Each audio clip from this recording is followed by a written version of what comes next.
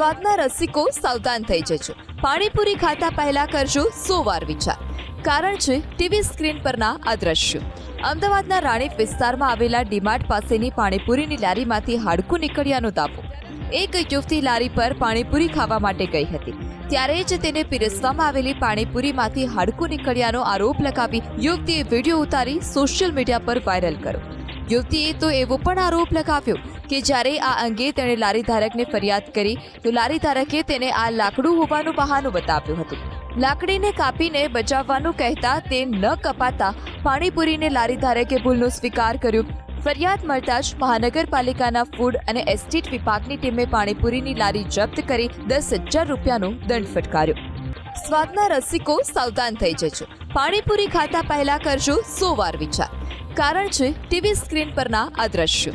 અમદાવાદના રાણીપ વિસ્તારમાં આવેલા ડીમાર્ટ પાસેની પાણીપુરીની લારીમાંથી હાડકું નીકળ્યાનો દાવો. એક યુવતી લારી પર પાણીપુરી ખાવા માટે ગઈ હતી.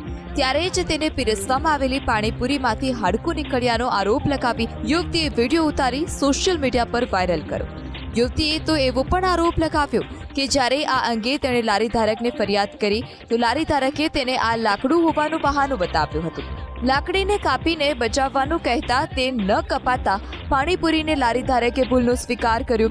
ફરિયાદ મળતા જ મહાનગરપાલિકાના ફૂડ અને એસ્ટેટ વિભાગની ટીમે પાણીપુરીની લારી જપ્ત કરી 10,000 રૂપિયાનો દંડ ફટકાર્યો.